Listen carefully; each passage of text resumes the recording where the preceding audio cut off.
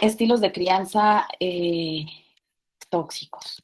Bueno, quiero recordarles, la semana pasada estuvimos platicando un poquito acerca del establecimiento de límites y acerca también sobre lo que es una familia funcional o lo que es una familia disfuncional.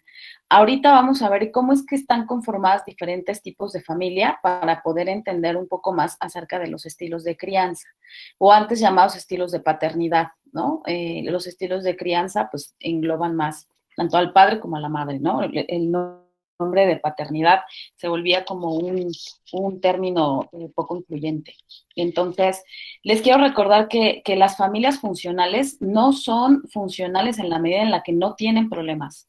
Las familias son funcionales en la medida en la que aprenden a resolver los problemas. No quiere decir tampoco que sean familias que no tengan una crisis, ¿de acuerdo? Es más bien que utilizan las crisis como herramienta para poder aprender y enfrentar nuevas situaciones y volvernos cada vez más resilientes, ¿vale? Entonces, lo que vemos en la imagen es cómo es que se pueden conformar las familias, familias de dos, familias de tres, familias de cuatro, familias extensas, etcétera, ¿no? Vamos a empezar por la primera. Esta es una familia de dos, así le llaman los terapeutas familiares sistémicos. Estas familias de dos, pues bueno, por diferentes circunstancias en la vida, puede ser una madre soltera con un hijo, o un padre con un hijo, un padre con una hija, o no solo un progenitor, puede ser incluso un abuelo con un nieto, una abuela con una nieta, una tía con la sobrina, pero que dentro del rol de la familia tienen una función de paternidad, ¿de acuerdo? De criar, de cuidar y de salvaguardar al hijo. ¿Sale? Y cada una de estas familias tiene situaciones sumamente positivas y situaciones que se vuelven un área de oportunidad, ¿de acuerdo? Dentro de la terapia familiar sistémica, nos dicen que cuando existen familias de dos, se va a crear una dependencia casi simbiótica, ¿no? Que se vuelve recíproca. ¿Por qué? Porque la forma en la que interactúan es sumamente cerrada, es un círculo mucho más cerrado, ¿sale? Entonces se genera pues una reciprocidad importante simbiótica, ¿no? Yo estoy para ti y tú estás para mí.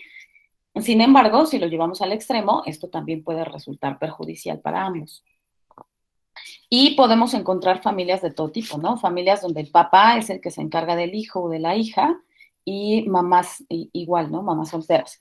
Si aquellos papás que a lo mejor ahora están en quinto, que estuvieron en las presentaciones del ciclo escolar anterior, en una de las presentaciones les expuse un artículo en el que mostrábamos cómo es que han cambiado las familias a lo largo del tiempo con base en cada generación y encontrábamos que las familias anteriormente evidentemente eran familias nucleares o familias extensas, familias nucleares compuestas evidentemente por un padre, una madre y varios hijos. Uh-huh. A lo largo del tiempo hemos observado un número mucho más alto de divorcios y un número mucho más alto de personas que deciden no casarse o que deciden iniciar la crianza de los hijos solos, ¿no? Entonces, seguimos encontrando que hay pocos papás, cuando están en una situación como esta, papás que deciden hacerse cargo de los hijos y tenemos muchas más, un porcentaje mucho más alto de madres solteras que se sigue preservando hasta la actualidad, ¿no? Y que en muchos de los casos pues tiene que ver con los estilos de crianza y con lo que hemos enseñado, cómo es que hemos vivido en México las nuevas, la masculinidad, ¿no? Ese es un muy buen tema que posteriormente podríamos platicar. Bueno, este es otro tipo de familia. Le llamamos familia de tres generaciones, que si ustedes se dan cuenta en la fotografía, es una familia de las más comunes, no solo en México, ¿de acuerdo? Esto se puede presentar e incluso la literatura lo dice, se presenta en todo el mundo. Es la configuración más común en todo el mundo. ¿Cómo es que se organiza? Pues bueno, una familia de tres generaciones en donde vive los nietos, Aquí les puse, por ejemplo, esta es la hija, aquí está otra hija, ¿no? Ay, y tienen, eh, viven en la misma casa tres generaciones, ¿sale? De crianza muy común. Y bueno, tiene muchas ventajas y tiene también áreas de oportunidad. ¿Cuáles son las ventajas? Bueno, tienen una red de apoyo importante, son familias que si bien están constituidas así, se puede hacer uso de una excelente red de apoyo, ¿no? Es decir, los padres probablemente salgan al trabajo y los abuelos se queden al cuidado de los hijos, al cuidado de la casa, y se van repartiendo las tareas de una forma en la que todos contribuyen y el trabajo se hace aún menos complicado. Sin embargo, un eslabón que puede ser que se rompa o que puede ser que vaya repercutiendo en la dinámica familiar, pues evidentemente sería el poco establecimiento de límites que vayamos teniendo ahí, y todo esto siempre esta familia va a ser funcional o disfuncional disfuncional, perdón, en la medida en la que la estructura y las funciones de esta familia estén bien definidas, ¿de acuerdo? En la que los abuelos conozcan cuál es la función que tienen, los padres cuál es la función que tienen, los nietos, los hijos, los hermanos, entre todos los solones, conozcan cuál es la función que tienen y se respete en esa medida. ¿De acuerdo? Hay familias de tres generaciones que viven perfectamente bien y que cada quien ha entendido cuál es la función que le corresponde. La función que le corresponde no está determinada per se como una regla, como decir, ¿se acuerdan estas cosas que a veces decíamos, como los abuelos estamos para consentir, los papás para educar? Cada familia va a definir con base en cómo vive, cuál es la realidad que responde. Y con base en eso tiene que ir funcionando. Ahora, hablemos entonces de las familias con soporte. Estas familias hacen referencia a eh, aquellas que le ceden a los hijos funciones parentales. ¿Qué quiere decir? Aquí les puse esta imagen de este pequeñito como de unos 10 años que va de la mano de su hermano que van a la escuela. Estas familias, como les decía yo hace ratito, las familias han ido cambiando con respecto al tiempo. Ujú. Anteriormente, si ustedes recuerdan, a lo mejor sus padres, sus abuelos, en el caso de los míos, yo se los comparto. Mi abuela tuvo 9 hijos, mi abuela materna tuvo 9 hijos, mi abuela paterna tuvo 13. En aquellas familias lo que ocurría es que los hijos mayores se hacían cargo de los hijos menores, de los hermanos menores, y no solo de esa función, sino también de algunas funciones que tenían que ver con el cuidado de la casa e incluso con el cuidado económico. Ujú. Las familias con soporte eran mucho más comunes antes que ahora. Sin embargo, aún siguen existiendo familias con soporte. Ujú. Cuando observar, pues en muchas situaciones, ¿no? A lo mejor es una mamá o un papá que son solteros y hay varios hijos, 2 o 3 hijos, y el hermano mayor, el papá se va a trabajar o la mamá se va a trabajar, y el hermano mayor se encarga de pasar por ellos a la escuela, de darles de comer, de ayudarlos en algunas ocasiones con las tareas. Ujú.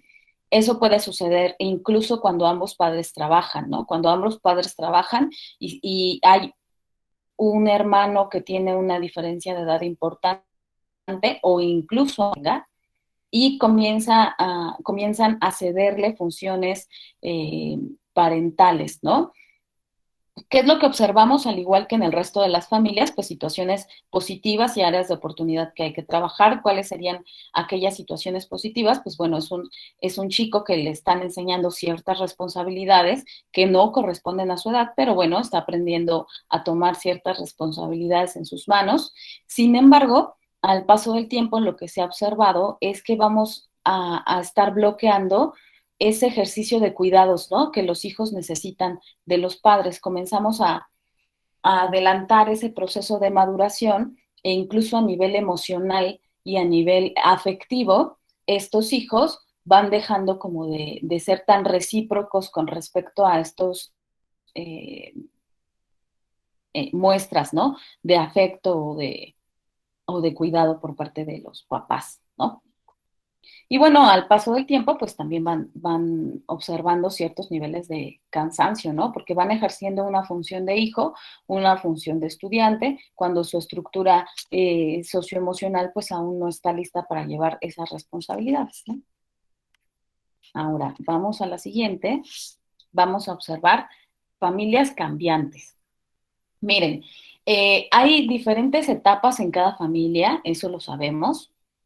Y puede ser que existan momentos o etapas o años de la vida de ciertas familias en las que se presenten un montón de movimientos a lo largo de la vida que tienen que ver, por ejemplo, con cambios constantes de domicilio por diferentes causas, ¿no? O sea, puede ser incluso porque ya no me alcanza para vivir donde estoy viviendo, entonces tengo que cambiar y tengo que cambiar y tengo que cambiar, o resulta que en mi trabajo me cambian constantemente de residencia y entonces de la Ciudad de México me voy a Cancún, de Cancún a Monterrey, de Monterrey a Guadalajara, y los hijos van teniendo un ciclo escolar diferente en la ciudad, o incluso en muchas ocasiones pues no concluyen los ciclos escolares y ellos van cambiando de domicilio. El domicilio representa, si ustedes se dan cuenta, tu casa representa un lugar donde yo me puedo resguardar,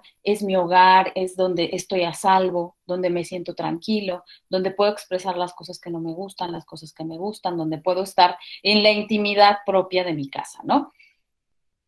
Todo esto no solo significa mi casa, también significa lo que yo creo alrededor, ¿no? La comodidad de poder salir, de lo que tengo cerca, de lo que no tengo cerca, de mis propios vecinos, de mis amigos de la escuela, de mis amigos de la calle con quien juego.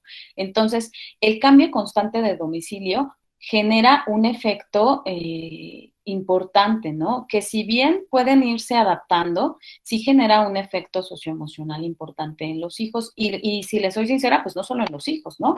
Genera un efecto emocional también en nosotros como adultos. Los cambios constantes de escuela también van a generar un cambio y una situación drástica en los chicos, ¿no? Sobre todo niños y adolescentes, pues evidentemente lo van viviendo. Y en los adolescentes, pues bueno, hay que recordar este momento del tiempo, ellos están viviendo una etapa en la que lo más importante es la parte social, ¿no? Si bien ellos pueden generar un montón de amistades y volver a abrir sus ciclos, al inicio de todos estos cambios, lo que se observa es que van a bajar el nivel de actividad, es decir, el nivel de aprovechamiento académico, el nivel de juego, incluso el nivel de ánimo, porque todo va a representar un proceso constante de intentar adaptarnos a nuevos. Entonces, cuando estoy intentando adaptarme al nuevo cambio, resulta que ya estoy medio adaptado y entonces viene otro cambio. Esto va generando en ellos un efecto emocional importante, no solo en ellos, sino en toda la dinámica familiar también, ¿no? Y además cada ciudad o incluso dentro de la misma ciudad, cada colonia o cada sector pues tiene una situación particular que atender. Uh-huh.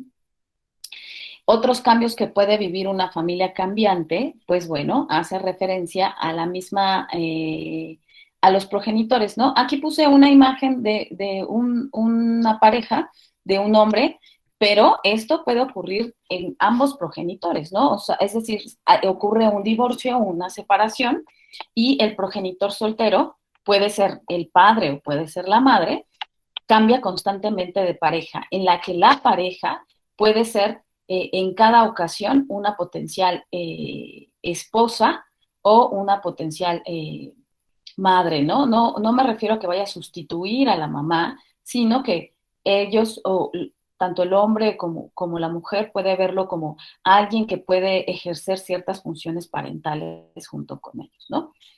Sin embargo, se van dando cuenta que, perdón, que probablemente esa no es la pareja que en el momento les interesa o les conviene o pueden establecer una relación formal y van cambiando.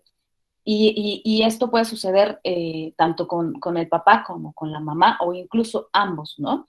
Estas situaciones que son cambiantes se vuelve una situación que también trae a los hijos situaciones en las que se tienen que adaptar y que tienen que ir comprendiendo, ¿no? Si a veces como adultos nos cuesta trabajo ir comprendiendo ciertas situaciones que van cambiando en las dinámicas familiares, imagínense ellos como niños o como adolescentes que aún están consolidando esa estructura emocional, ¿no?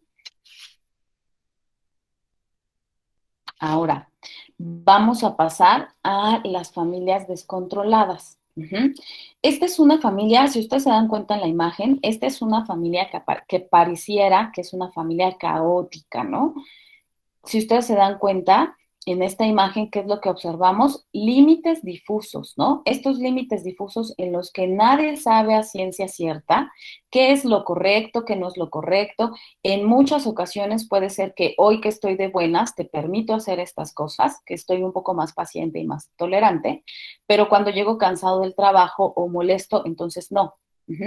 Estos límites difusos en los que no se entiende o no se comprende qué va a pasar si, ¿de acuerdo? Y que en muchas ocasiones los mismos padres, que son quienes deben establecer las reglas de la casa, son quienes las rompen. Por otro lado, algo que yo les decía la semana pasada y que es importante retomar en estos estilos de crianza que vamos a empezar a hablar, es que en una familia siempre debe existir una jerarquía, siempre, invariablemente, siempre debe existir una jerarquía. ¿Quiénes son la cabeza de esta jerarquía? Pues evidentemente son los padres, ¿no? Yo les digo siempre, a veces hay ciertas familias que piensan que los hijos son la base de la familia, ¿no? Incluso se los digo, ¿no? Hay personas que piensan que aquellas parejas consolidadas, casados en matrimonio o no casados, pero ya una pareja consolidada, no son una familia porque no tienen hijos, ¿no? Entonces yo les aviso, la base de la familia es la pareja. Y en ese sentido, pues la organización jerárquica va ahí. ¿Quién es la cabeza? Pues los padres, ¿no? En estas familias descontroladas, pues la organización jerárquica también está muy difuminada, ¿no? En muchas ocasiones, en esta organización jerárquica, por arriba de los papás puede ser que estén incluso los hijos, familia extensa como los abuelos, que toman incluso decisiones por los padres. Algo que se movió mucho también de la sesión pasada por ejemplo, cómo establezco límites con mi familia extensa, ¿no? ¿Cómo lo hago incluso para no generar fricciones? Lo que yo les decía es que cuando a lo largo del tiempo no he logrado establecer límites, porque también hay que hablarlo, hay familias que se vuelven tóxicas, tóxicas en el sentido en el que no hay límites, hay poco respeto por la individualidad del otro, hay incluso poco respeto por el control, ¿no? Esta necesidad de controlar a toda la familia o de tenerla, y va comenzando a generarse una situación tóxica dentro de la familia. Si a mí me ha costado siempre generar y establecer límites, cuando yo empiezo a establecer estos límites, la otra persona puede ser que parezca que está ofendida e incluso aún más si nos da algún apoyo o nos ofrece algo o nos ha ayudado o nos da dinero o nos ayuda con la despensa o situaciones como estas, ¿no? ¿Qué es lo que se espera? Pues evidentemente que no les guste, pero hay que analizar siempre aquellas cosas que podemos hacer o sea, cosas que tenemos que elaborar nosotros, que es el establecimiento de límites, y cosas que tendrá que elaborar la otra persona que le molesta que establezcan límites. Bueno, habrá que analizar por qué me molesta tanto que me hayan puesto un límite, ¿no? Sobre todo si lo hacen de una manera asertiva y saludable, ¿no? Eh, eh, E incluso les decía yo a algunos papás que, aunque los establezcamos de manera saludable y siempre lo hagamos así, siempre va a haber personas que no les guste que establezcamos límites y puede generar fricciones. Siempre que tomamos una decisión va a haber una reacción o una respuesta por otra persona.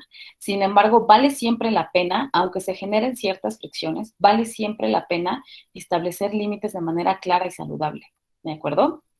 Algo que sucede mucho dentro de las familias descontroladas, pues bueno, es la triangulación en la comunicación. ¿A qué me refiero con eso? En muchas ocasiones se hace una coalición es esta unión entre uno u otro integrante de la familia que está para molestar a otro o para afectar a otro. En muchas ocasiones, ¿cómo se triangula la información? Ah, pues bueno, yo me uno con mi hija, yo como papá me uno con mi hija y durante el desayuno, no, ay, no, de veras que tú te pasas, ¿eh? Yo creo que diciéndole a la mamá, no, ya estás loca, se miran entre ellos, se ríen y dejan a la mamá a un lado, ¿no? O al papá, o puede suceder con cualquier integrante de la familia. ¿Cómo triangulamos la información? Pues bueno, yo te digo una cosa a ti y tú se la dices a otro, pero en ese inter, como teléfono descompuesto y con otras, en ocasiones, pues con otras intenciones, pues se va triangulando la información, la comunicación se va volviendo sucia, ¿no? Poco entendible, con otras intenciones y se van generando emociones alrededor de esa triangulación de la comunicación. Otra situación que sucede con estas familias que llama minuchin descontroladas, pues bueno, las reglas solo existen cuando están presentes los padres y no son constantes, ¿no? Es decir, si ellos están en la escuela, pues esas reglas pues no las comparten. Si ellos estuvieran en otras situaciones, incluso con otra familia, con los tíos, con los abuelos, esas reglas no existen, ¿no? ¿Por qué? Porque a lo mejor cuando llegan a casa, pues no sucede nada, ¿no? No trasciende eso que pasó con los abuelos o que pasó con los tíos o incluso que pasó con la escuela. Generalmente, algo que no ayuda es que carecen de redes de apoyo, ¿no? Son familias que están, probablemente a lo mejor no tienen una familia extensa o si la tienen, no aceptan el apoyo que les puedan dar. O en muchas ocasiones, estas familias son descontroladas porque han aprendido estilos de crianza que también tienen estos límites. Entonces, el apoyo de las familias extensas se vuelve aún todavía más caótico. Eso es algo que se aprende, ¿no? Hay que comprender que diferentes familias nos unimos con diferentes estilos de creencias, con diferentes personalidades, ¿no? Y dentro de todo esto, pues nos llevamos ese aprendizaje que tenemos de nuestras familias de origen. Bueno, ahora sí, vamos a comenzar con estos estilos de crianza. Vamos a hablar el día de hoy acerca del estilo autoritario, el protector, el permisivo y el negligente. Quiero decirles que todos estos estilos de crianza se vuelven tóxicos en la medida en la que están polarizados, ¿de acuerdo? Así como les hablé yo la semana pasada acerca del establecimiento de límites, cuando los límites son sumamente rígidos, en todas las situaciones, pues bueno, entonces se comienza a hablar acerca de un estilo de crianza, que es el primero que vamos a hablar, y que se va volviendo tóxico. Ajá. Sin embargo, hay que recordar que en ciertas situaciones sí hay reglas que tienen que ser muy estrictas. Pero bueno, vamos a comenzar. Yo les digo siempre algo que me daron en algún momento, ¿qué recomendarías para las familias y demás?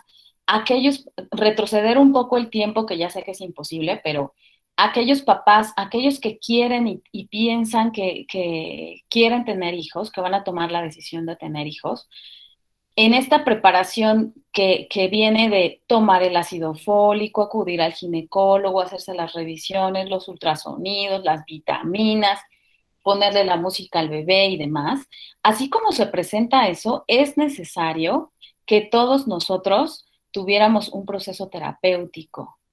Les voy a decir por qué, porque todos estos estilos de crianza y todas estas cosas que vienen como de manera tóxica, pues se han generado y se han gestado porque hay situaciones familiares, hay situaciones personales, emocionales, que tenemos que ir trabajando. Una parte de preparación, si alguien quiere ser madre, yo siempre les digo, haz tu propio proceso terapéutico, ¿no?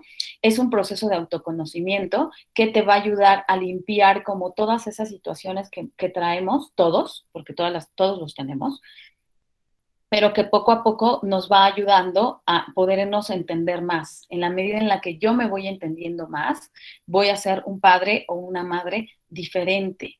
Ahora, ya que no lo hicimos, o sí lo hicimos, aquellos que sí lo hicieron, los felicito de verdad, se los digo, por tomarse este tiempo de escuchar estas conferencias y poder hacer un cambio a partir de ahora, ¿no? Eso es importante y eso es algo que les quiero reconocer y que se los digo. Siempre es importante porque nadie nos enseña a hacer y cada etapa de desarrollo es abismalmente diferente. Entonces, los felicito por eso. Vamos a empezar entonces por el estilo de crianza autoritario. Bueno, miren, el estilo de crianza autoritario está envuelto de límites completamente rígidos. Si ustedes se dan cuenta en la imagen, se me ocurrió poner un papá, pero igual puede ser la mamá e igual pueden ser ambos. Un papá que señala al hijo, ¿no? ¿Qué es lo que estamos observando aquí? Bueno, pues un alto grado de control e involucramiento. ¿Qué quiere decir esto? Son papás que están completamente pendientes de cada cosa que sucede en el ámbito familiar y sobre todo, pues que cada cosas que suceden con cada integrante de la familia, ¿no? Hay un alto involucramiento, pero sobre todo lo que observamos es un alto grado de control. Son papás que son excesivamente demandantes, exigentes, con cumplir un estándar que ellos se han impuesto. Bueno, si todos sacan 8, yo no quiero un 8, yo quiero un 9, ¿no? Yo quiero un 10, por ejemplo, ¿no? Generalmente son papás poco afectivos, son papás que expresan poco esta emocionalidad, incluso de ellos mismos. Son papás que no expresan, obviamente, que si estoy enojado, que si estoy triste, que si estoy contento, que si, hijo, te quiero mucho. Son papás poco afectivos, son papás que a lo mejor, y no quiere decir que no quieran a sus hijos, evidentemente esto no estoy diciendo. Lo que estoy diciendo es que son papás así como ejercen este control por fuera, también ejercen un control por dentro, también ejercen un control en sus propias emociones, ¿no? Y en muchas ocasiones existen creencias sobre expresar este tipo de emociones, pues me vuelve débil, ¿no? Me vuelve susceptible o vulnerable, ¿no? Entonces son papás que generalmente son poco afectivos, demostrarán su afecto, pues a lo mejor en otras formas, ¿no? Ayudándolos de otra manera. Tienen un énfasis importante en el logro, en lo que hay que cumplir, marcan estándares altos a los hijos, ¿no? Y si no lo cumplen, pues entonces no son, los hijos van creyendo o van teniendo esta idea de, si no logro la línea que me han marcado, pues entonces no soy merecedor de ese afecto, ¿no? Porque como son papás poco afectivos, los hijos van generando cada vez este logro y por la aceptación de los padres. Entonces, los hijos deben aceptar los juicios de los padres sin dar su opinión. Hace ratito, cuando yo les mencionaba que hay diferentes estilos de crianza que han ido modificándose a lo largo del tiempo, el año pasado les mostraba una gráfica donde se observan los distintos tipos de generaciones, ¿no? Desde los baby boomers, por ejemplo. ¿Qué es lo que observábamos con nuestros padres o con nuestros abuelos? Pues evidentemente un estilo más autoritario, ¿no? Mi abuela me decía, yo no podía mirar a la cara a mi papá, estuviéramos enojados o no estuviéramos enojados, ¿no? Es una situación de respeto, ¿no? De autoridad, de jerarquía. Evidentemente en estas familias, pues la jerarquía está sumamente marcada o evidenciada. Entonces, cuando es un no, el hijo no puede negociar, ¿no? De sí, y si hago esto, y si pasa esto, entonces sí voy, no. El no es no, no puedes dar tu opinión y hay que aceptar lo que nos dicen, ¿no? Y lo que les decía, generalmente no saben cómo expresar sus sentimientos. Aquí estoy hablando prácticamente de los padres, del padre o de la madre en caso de que estuvieran solos, en caso de que estuvieran juntos, es así.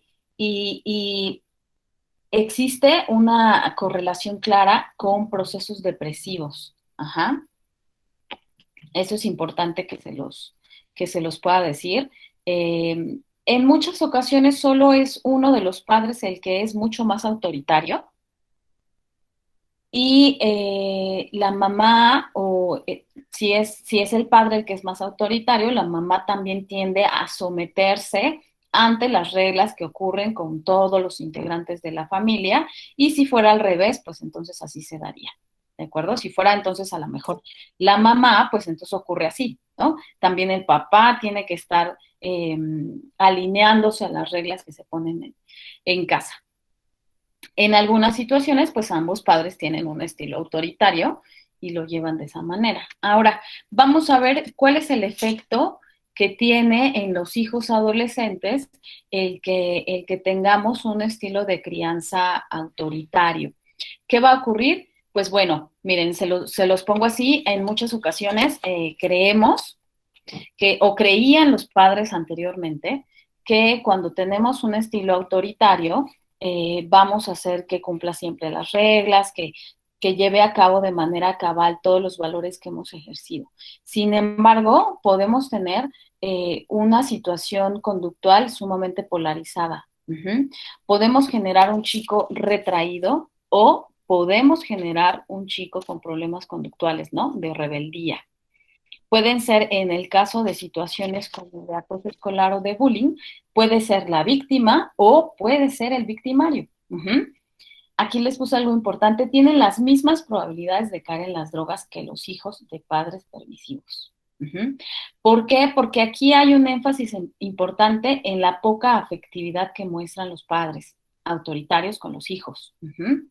Y que van generando al paso del tiempo un lugar inalcanzable de aceptación.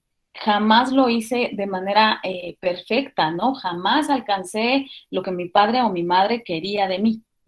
Entonces, esto va generando situaciones, incluso de sintomatología depresiva o ansiosa en diferentes chicos, que durante la adolescencia lo van a mostrar o no en diferentes conductas de riesgo. Este estilo de crianza favorece a la baja autoestima, y también los chicos generalmente no saben cómo expresar sus sentimientos, porque también hay que hablar de eso. Es importante que ustedes sepan y que recuerden que la expresión y la educación emocional, que es igual o más importante que la académica, se los digo, yo que soy neuropsicóloga también y que trabajo en escuelas. ¿Por qué? Porque es importante que los chicos sepan expresar sus sentimientos. La funcionalidad en la vida también depende de nuestra inteligencia emocional. Y resulta que si los papás no saben hacerlo, pues evidentemente es el primer círculo donde vamos a aprender a llevarlo. Entonces, generalmente no saben expresar sus sentimientos, y cuando nosotros no expresamos nuestros sentimientos de una forma saludable, pues bueno, los actuamos de diferentes maneras. ¿Cómo los actuamos? Pues a veces nos involucramos en situaciones de riesgo, y la adolescencia tiene todas las características para que entonces lo pueda hacer. Hay que recordar que durante la adolescencia está el desarrollo y la formación del lóbulo frontal, que es el que nos ayuda a controlar nuestros impulsos. En la adolescencia, esto está en pleno desarrollo. En la adolescencia ocurre un proceso de mielinización que, se los digo, ocurre de manera casi igual cuando los chiquitos tienen 2 años y encontramos los terribles dos. Es un proceso neurológico que está ocurriendo ahorita en el cerebro de sus hijos. Entonces, ¿qué es lo que enseñamos? Pues les enseñamos a controlar los impulsos, y esto se va entrenando, ¿no? Y les enseñamos a expresar los sentimientos de una forma saludable. Sin embargo, este estilo de crianza es lo que nos indica, ¿no? Hay esta poca afectividad y esta poca manera en la que expresamos las emociones. En el caso del estilo autoritario, pues va a promover esa área, ¿de acuerdo? Pues bueno, me voy a al siguiente estilo. Al final, con mucho gusto, vamos resolviendo todas las preguntas. Bueno, nos vamos ahora al lugar opuesto del estilo de crianza autoritario, que es el estilo permisivo. Este estilo permisivo es el que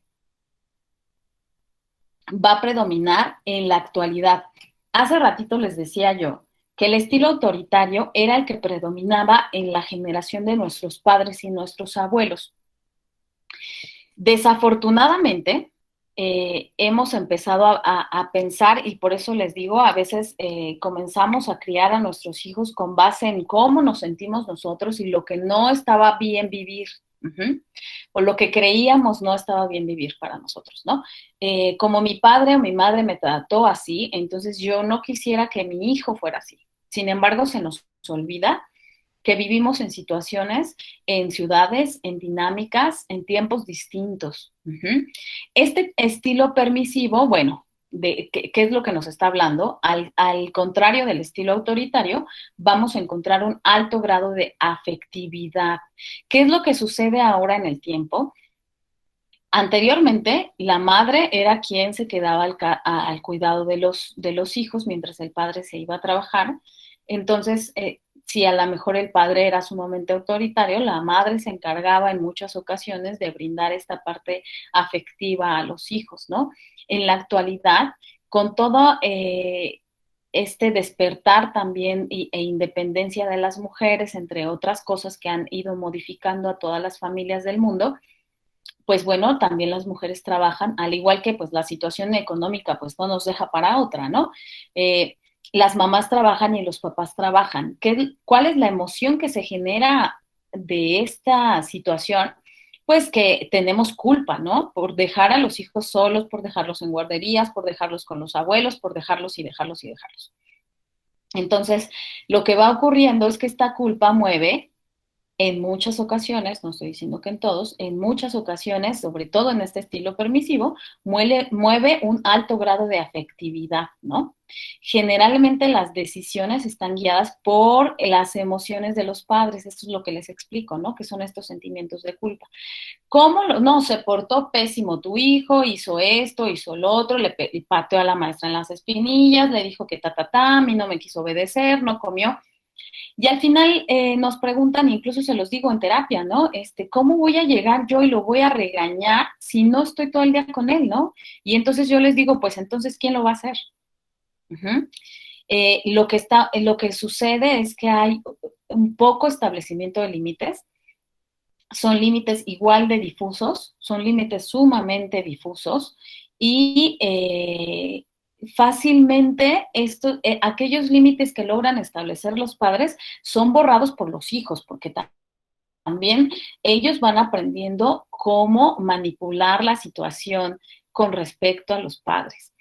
No hay mejor manipulador que un hijo, se los digo, ¿no? Porque los hijos también mueven a través de esa emocionalidad, ¿no? Y también acerca de estos sentimientos que vamos generando los papás. Por eso es importante que vayamos conociéndonos a nosotros mismos, ¿no? ¿Desde dónde viene esa culpa? Yo se los puedo decir, pues la mayor parte de los padres trabajan, ¿no? Y aún así hay que establecer límites. Es el hijo quien generalmente toma las decisiones. Aquí hay papás que incluso les permiten tomar decisiones que no corresponden a su edad. Se los digo, yo lo he visto. Padres que han dado la oportunidad a sus hijos a tomar decisiones como, por ejemplo, ¿a qué escuela te vas a ir? Niños de primaria, ¿no? Pues, les decía yo, incluso creo que les puse el ejemplo la semana pasada. Pues bueno, ¿cómo voy a elegir la escuela? Pues si me gustan los juegos de afuera, si la maestra me cayó bien, si la que me... ¿De acuerdo? Entonces son decisiones que no pueden tomar. Otras, por ejemplo, el uso de los automóviles en la adolescencia. Situaciones que se ponen en riesgo donde los hijos no deben tomar esas decisiones.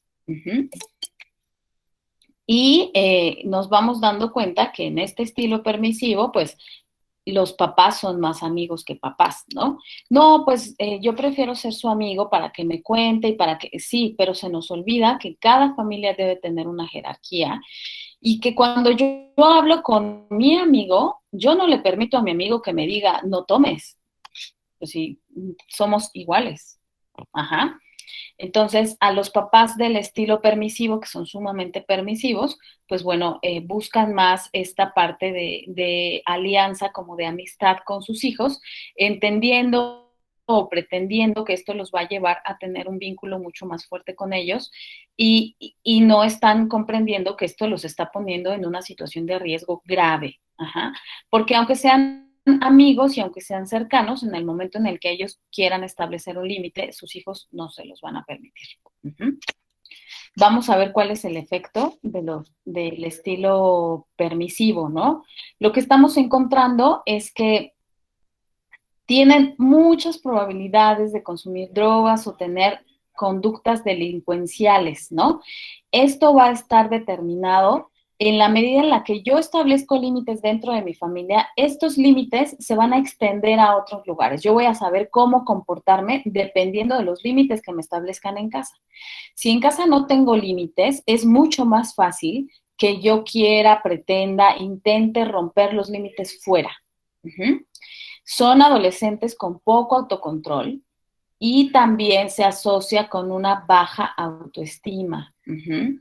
Porque de una manera inconsciente lo que el adolescente busca es que alguien le ponga un límite. Ajá.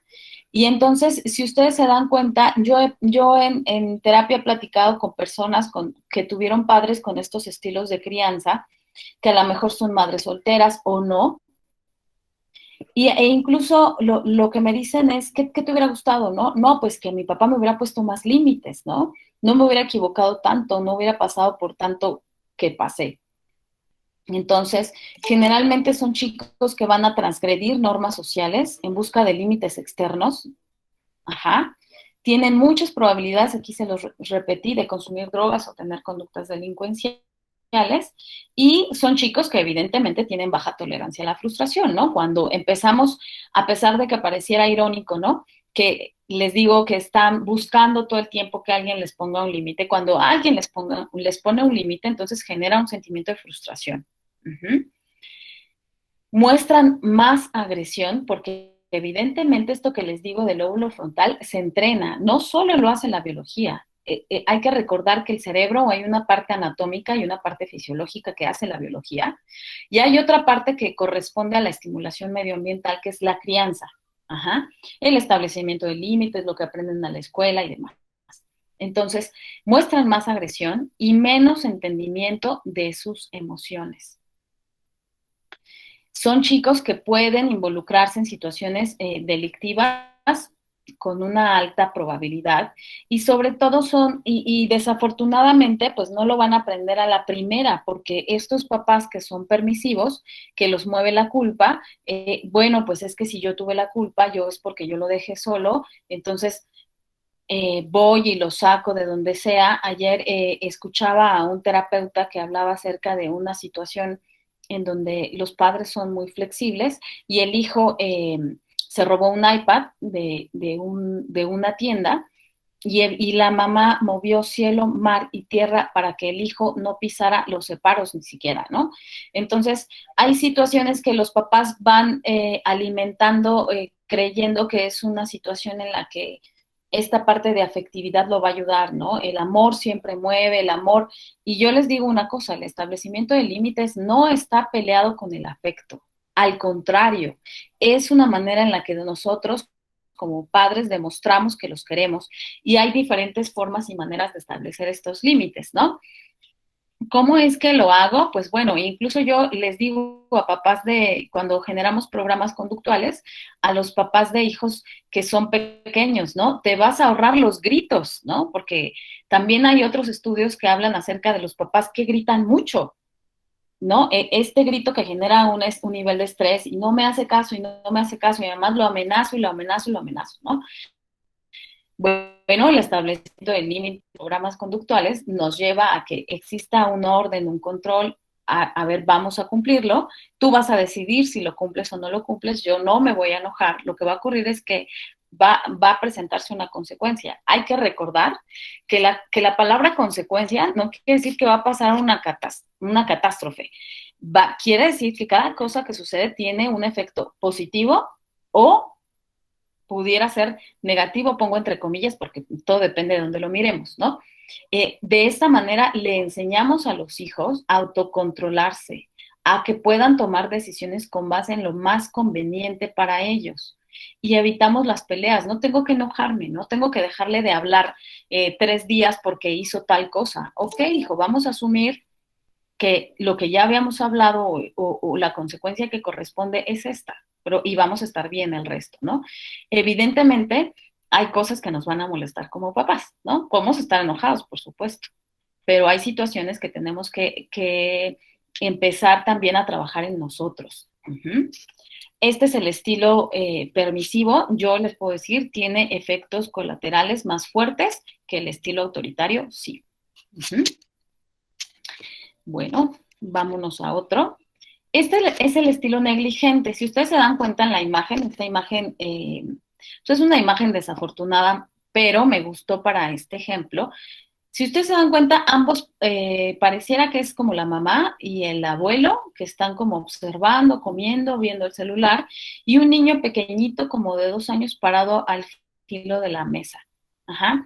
Este es un estilo y este es un ejemplo claramente negligente. ¿Qué es lo que pasa con los papás negligentes? No pasa nada, ¿no? Si son situaciones buenas, si son situaciones malas, generalmente es un estilo en el que han dejado esta crianza de lado. Eh, Habría que analizar o que estudiar en qué medida estaban tan dispuestos o no a tener hijos. Generalmente dejan la crianza de estos hijos a otras personas. Hay una actitud de abandono profundo, de abandono no solo así, sino emocional, ¿no? No están al tanto ni supervisan. Si ustedes se dan cuenta, son situaciones que podemos ver en cualquier lugar, ¿no? En el súper, la mamá que está comprando en un lado y el hijo subiendo a los refrigeradores de congelados, metiendo las manos casi en las bisagras y uno muriéndose de ansiedad y los papás no hacen nada, ¿no? este, Hay una dificultad importante para responder ante la propia vida, incluso la de ellos, ¿no? Son situaciones en las que se observan conductas de autocuidado bajas, ¿no? Conductas a lo mejor fuman o a lo mejor no duermen bien o a lo mejor trabajan demasiado o a lo mejor sus propias relaciones interpersonales están descuidadas, ¿no? Hay escasas muestras de afecto, desafortunadamente, y no existe autoridad, porque en muchas ocasiones, pues los límites también pueden verse como una muestra de afecto. En estas situaciones, pues no existen, no hay, son papás que están borrados y desafortunadamente, pues tienen consecuencias importantes en los chicos, ¿no? Son adolescentes que se expresan a través de la agresión, que transgreden las reglas fácilmente, evidentemente no conocen qué significa eso, eh, no conocen límites, normas, sanciones. Hay una dificultad para establecer relaciones cercanas porque evidentemente las relaciones que se establecen, todas las relaciones para ser saludables, se los decía yo la semana pasada, están relacionadas con el establecimiento de límites, ¿no? Y entonces si a ellos les cuesta tanto trabajo no solo respetar límites, sino que ellos mismos pongan límites a otros. Uh-huh. Entonces es uno de los estilos de crianza de mayor riesgo. Puede ser que incluso haya, así como se los digo, les cuesta trabajo establecer límites, es decir, respetar los límites, pero también que otros no transgredan sus propios límites. Entonces, están vinculados a situaciones que desafortunadamente pues se encuentran siempre en riesgo, ¿no? Y es el estilo de crianza que promueve más conductas delictivas, ¿de acuerdo? En ciertos estudios que se han realizado con jóvenes con conductas delictivas, se ha encontrado que los papás tienen estilos de crianza negligentes. Bueno, vamos a ver ahora el último que les traigo, que es importante, es el estilo protector. Bueno, miren, el estilo protector había sido entendido anteriormente como un estilo que era de los superpadres, ¿no? Que siempre estoy pendiente y entonces resulta que incluso la Organización Mundial de la Salud hace un tiempo definió que los padres sobreprotectores ejercen un nivel de agresión importante a sus hijos y que puede ser considerado a veces, o sea, dependiendo evidentemente de la magnitud, como un maltrato infantil. Y entonces la gente se sorprendía porque decía, bueno, ¿por qué no? Si lo estoy cuidando, bueno, porque evidentemente no estoy promoviendo su desarrollo y un desarrollo independiente, no lo estoy ayudando a ser independiente.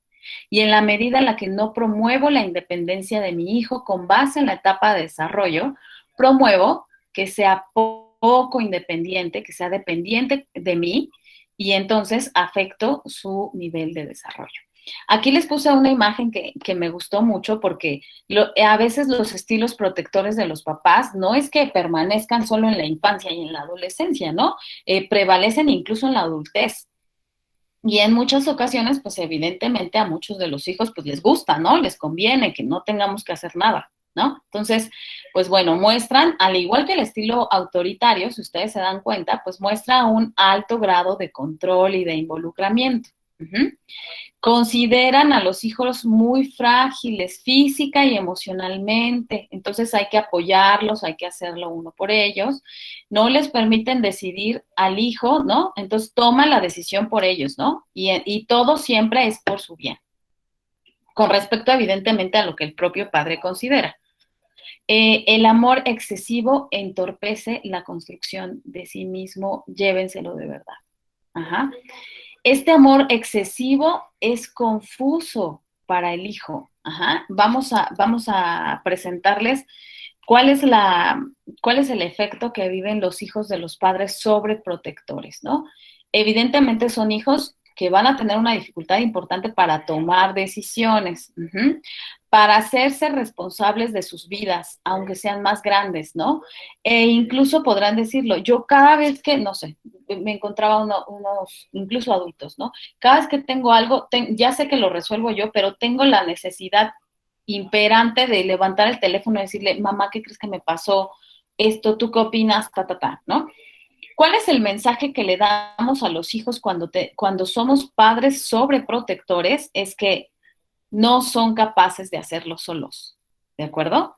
Le estamos enseñando, el mensaje que le estamos dando a los hijos es, tú no eres capaz, tú no puedes. Tan es así que no puedes y que yo no confío en ti, que lo tengo que hacer yo por ti. Uh-huh. Es uno, pareciera que no, pero es uno de los estilos de crianza que dejan secuelas más graves en el nivel de independencia, ¿de acuerdo? También generan una baja autoestima. ¿Por qué? Porque, pues bueno, la persona que más importante para mí, aunque no me lo diga así, de una manera inconsciente, me está diciendo que no soy capaz, porque aquí hay que entender algo, algo que también les decía incluso a los papás el año pasado. El autoestima de los hijos no se construye, aquí estamos equivocados en muchas ocasiones, la autoestima de los hijos no se construye diciéndole, eres el mejor, eres un campeón, eres la más hermosa, eres el más guapo. No. Además de eso, que en muchas ocasiones estas palabras pues siempre ayudan, tenemos que hacerlo con hechos. Ajá. De una manera inconsciente, aunque nosotros no se los decimos, les estamos diciendo, yo no confío en ti. O sea, te veo tan frágil, tan indefenso, tan inútil, que lo tengo que hacer yo, porque de otra manera tú no podrías solo. Uh-huh. Van generando pues poca tolerancia a la frustración, son jóvenes con miedo para enfrentar situaciones y en muchas ocasiones van generando una identidad que se va fracturando con el tiempo. Ajá. Entonces, cuando yo hago todo por mi hijo, lo que estoy haciendo es descalificarlo. Uh-huh. Sí es importante que vayamos observando a lo largo del tiempo que evidentemente hay situaciones en donde yo necesito apoyar a mi hijo, claro, ¿no? Pero hay que observar y hay que tener muy presente cuál es la etapa de desarrollo en la que se encuentra mi hijo. Vamos a ver que a lo mejor en preescolar son unas situaciones que tengo que resolver, pero aún así en preescolar podemos enseñarle cómo ir resolviendo situaciones incluso con amigos, ¿no? Todavía vemos situaciones aquí en preparatoria que les digo que estamos entre 15 y los 19 o incluso 20 años, en donde papás se involucran en la resolución de conflictos entre cuates, entre amigos, entre los novios, ¿no? Incluso, a ver, vénganse, vamos a hablar los dos, porque yo los veo muy mal y entonces, y no estamos permitiendo que ellos vayan resolviendo los conflictos. La semana pasada les decía que las familias van siendo funcionales en la medida en la que aprenden a resolver las situaciones y que los hijos aprenden a resolver las situaciones, cómo lo estamos confrontando y cómo lo vivimos dentro del núcleo familiar. Ajá. Entonces, lo que nos encontramos al final con este estilo de crianza es que tenemos algo que se llama, que no sé si lo han escuchado hablar, seguramente sí, papás helicópteros, ¿no? Papás que están totalmente pendientes de los hijos y de lo que se necesita, como por ejemplo, chin, el trabajo de la escuela, van y se lo llevan, ¿no? Lo dejó en la mesa. Bueno, si lo dejó en la mesa, pues una consecuencia tendrá, y se los digo, véanlo, analícenlo ustedes. ¿Qué situaciones de la vida hemos aprendido mejor donde me he equivocado y donde he tenido que resolverlo, no hay más. Uh-huh. Entonces, ¿cuál es la respuesta? Pues bueno, hijo, vas a tener que asumirlo, ¿no? A lo mejor te lo reciben sobre 8 o a lo mejor no te lo reciben, pero hay que asumirlo y hay que tener cuidado, ¿no? Hay que preparar las cosas. Y aquí tenemos papás helicópteros que están pendientes en la escuela de toma, se te olvidó esto, no te comiste esto, bueno, te mando esto, ¿no? Lo que vamos a generar es, y que ahora yo se los decía también en algún momento, lo que ha sucedido en el tiempo es que anteriormente, si ustedes se daban cuenta, eh, teníamos adolescentes que tenían que convertirse en adultos muy jóvenes, porque pues bueno, iniciaban su vida familiar o la unión con una persona muy jóvenes, o fallecía uno de los padres y tenían que ejercer funciones parentales y se convertían en adultos jóvenes, muy jóvenes, y ahora lo que hemos ido haciendo es que extendemos el proceso de dependencia de los padres como si extendiéramos la adolescencia, ¿no? Entonces tenemos a adolescentes de 35, 38, 40 años, en el que aquí les puso esta imagen, ¿no? El ataque de los hijos parásitos. Bueno, necesito dinero, ¿no? Llévame aquí, ¿no? O qué vamos a comer hoy, o oye, ¿me pagaste el teléfono? ¿No? Acá tenemos otro, ¿no? E incluso cuando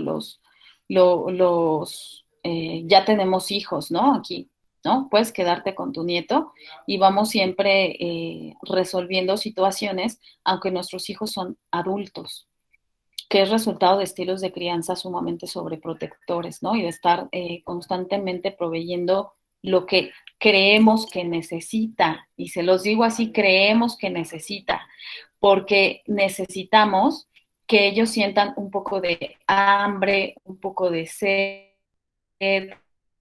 un poco de frío, un poco de esas cosas, para que ellos aprendan a moverse. Yo les comparto algo que a mí me sorprendió y que yo lo trabajé mucho en los centros de rehabilitación infantil.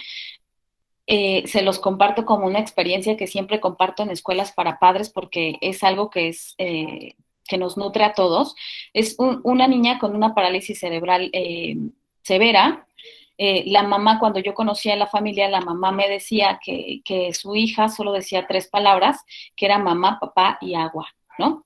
La niña tenía conductas autolesivas importantes, se metía su dedito y se rascaba la encía por dentro, entonces esto generaba siempre un montón de infecciones, no solo en la boca, sino en el estómago y demás. Entonces, cuando establecimos un programa de conducta para que ella dejara de hacerlo, la mamá tenía que quitarle la mano de la boca, decirle no, registrarlo en un lugar, en fin, una serie de situaciones, ¿no? Evidentemente, pues a la niña no le gustaba, ¿no? Hasta que la niña un día le dijo, mamá, ya, es mía. Imagínense que después de 9 años de pensar que tu hija solo decía 3 palabras, hizo una frase completa. ¿Por qué? Porque tuvo la necesidad de hacerlo. Ajá. Si nosotros no los ponemos nunca en ese lugar, ¿qué es lo que estamos buscando? Pues no existe ese desarrollo, ¿no? Ellos tienen que moverse de ese lugar. Tenemos que salir de un estado de confort para poder saber que podemos y que tenemos que crecer. Uh-huh. Y en muchas ocasiones entender esto nos cuesta, ¿no? Porque estamos envueltos como de esta situación tan protectora.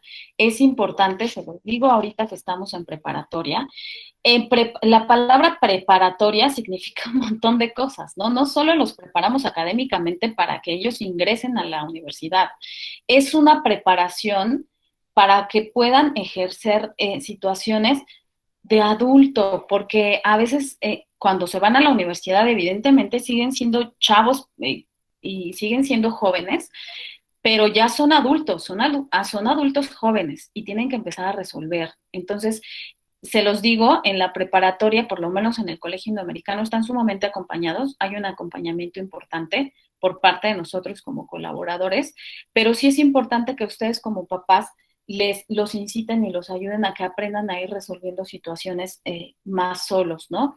Y evidentemente jamás les vamos a negar a ustedes como papás la entrada, ¿no? De resolver ciertos temas, pero sí es importante que vayamos ensayándolo juntos, ¿no? Para que lo podamos hacer.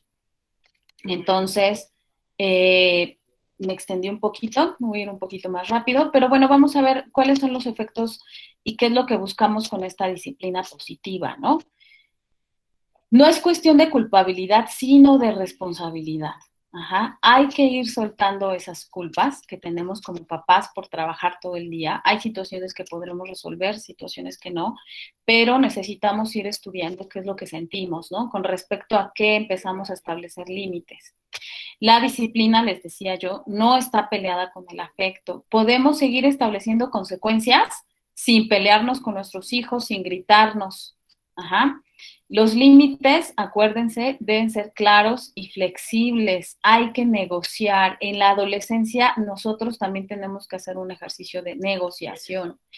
Hay situaciones que no se negocian, situaciones que ponen en riesgo la vida de nuestros hijos, no se negocian.